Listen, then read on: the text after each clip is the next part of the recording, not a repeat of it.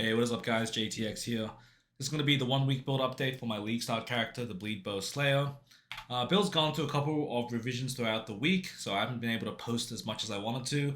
I've actually been having a lot of fun playing the game, and I thought I'd post a video for just a 1 week check-in for the character.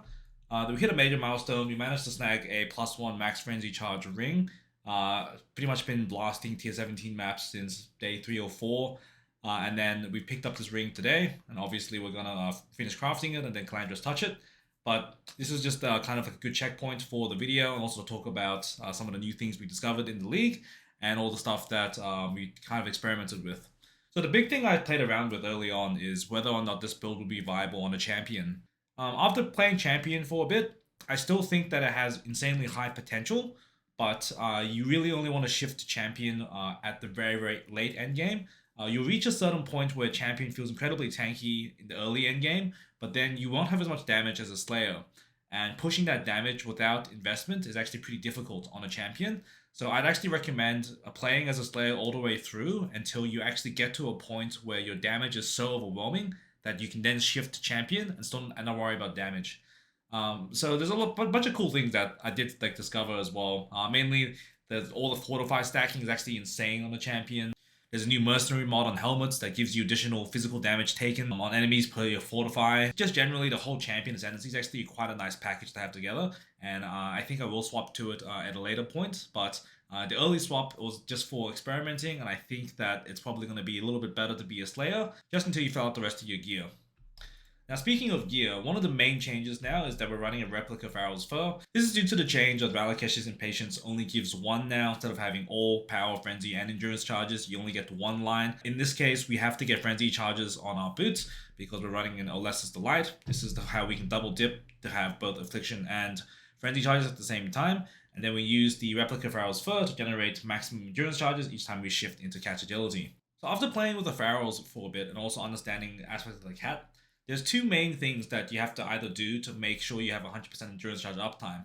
One is you have to run a less duration support on the actual item where the aspect of the cat is granted. For example, my thing's on a ring, so you actually can't put a support onto it unless we use a unset ring. If you had it in your gloves or something, then you'd need to put a less duration support in to make the shift between agility and stealth happen faster, so your charges get 100% uptime. The other easier alternative is just going to our charge mastery down here and running the 100% increased charge duration. Just running the single node will be enough for us to generate the charges or give the charges 100% uptime. The other cool thing from this league is the Runegraft. So we're using a Runegraft of Treachery at the moment. This is just a generically good one, 15% increased reservation efficiency of skills. Auras from your skills which affect allies also affect enemies. This doesn't really matter to us because we're running offensive auras. Pride doesn't actually affect us. I don't really want to use this for the long term because I do want to find a way of adding shock into the build with my mercenary. So having a purity of elements at the moment with this node pretty much means enemies are element immune. So ideally I'd probably want to drop this and somehow fit in more mana reservation potentially by taking these nodes here and then actually running a shock setup somewhere on my mercenary. But this is just the new stuff in this league. Everything else is still the very same from the previous league. It's timeless jewel tech. We use a Unnatural Instinct here. We start tattooing with the Remarkable Shaman to start getting our suppress up. So there's obviously a lot more upgrades I can make to the build. But I thought I'd just give you a snapshot of the build in time. This is kind of the gear that I was pretty much blasting tier 17s on. I think at the current state in time, this level of investment for the character, I think it's very efficient for doing tier 17s. The main big thing is getting a bow. My bow cost me a div on day 1, and I'm still using it now. You can probably pick up a similar bow to this. It doesn't have to be a Citadel base, just a really high fizz base, and you can as soon as you get that bow up and running, you'll be having a pretty decent time. Other piece of gear, Usurper's Penance, really good for damage. Look for Corruption, obviously with 90% cost and reservation multiplier. You combine this with an Enlighten, then you can actually run your 3 auras, which is Malevolence, Pride, and Purity of Elements. You also run a Herald of Purity, but if you can't fit it in at the moment, then don't worry about Herald of Purity, run the other 3 50% auras instead. Otherwise, the gear has been pretty similar to the previous league. We're still looking to pick up a Progenesis in our 5th slot for our Flask. It's just a little bit expensive at the moment, but that will be an upgrade we make in the future. Like I said before, the ring is going to be crafted, and then we use a Calandra's Touch to mirror it. There's also the intention to craft a new quiver, potentially, maybe even a ornate quiver, so as a socket, so I can put aspect of the cat on this and less duration, so I can drop the charge mastery. The other upgrade I'm working on as well is a synthesized frenzy charge bow. So this is going to require a bit of crafting to get done, but obviously having this will push our frenzy charges, I think, all the way up to 12. So 12 frenzy, 12 endurance, 12 affliction. If you guys were curious for what strategy I was doing, I'm currently running a tier 17 boxer strat. This is just the very generic box tree, just going for strong boxes everywhere as possible. The other strat I did at the very start of the league was farming for 8 mods. So this is a tier 17 strat where you try farm 8 mod tier 16 maps for people to run.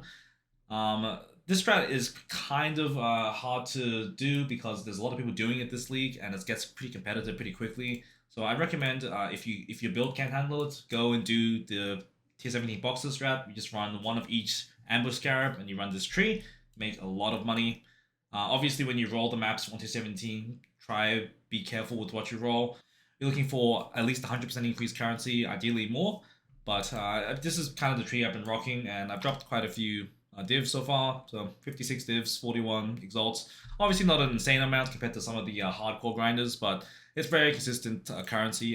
As for the Mercenary, I'm running some pretty generic gear on it. Currently, Garb the Ephemeral, Leer Cast, and I've added a Curse on Temporal Chains gloves here, and Calm's Binding. This is all pretty generic stuff. Also a Shaper's Seed for more regen.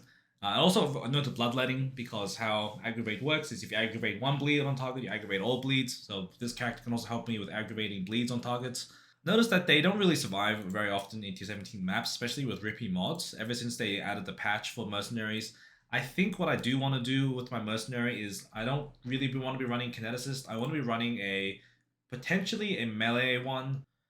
I don't know if this is going to be the mercenary I run for later maps. I am looking for a new mercenary at the moment. I think the best in slot would be a Toxicologist with both Grace and Malevolence, which frees up your auras so you can run something else.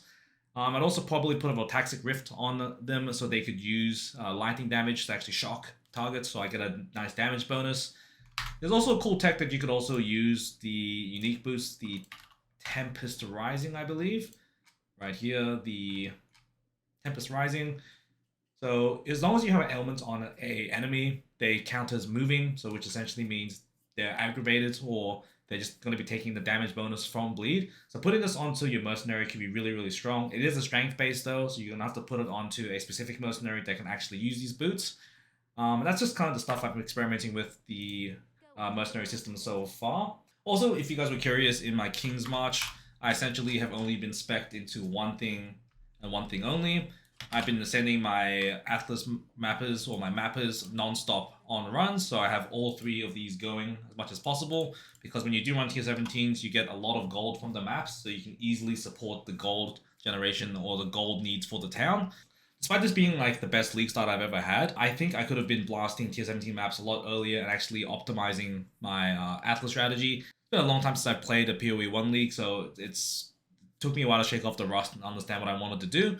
But now that we're up and blasting, everything feels great again. As always, guys, thanks for watching the video. I'll catch you in the next one.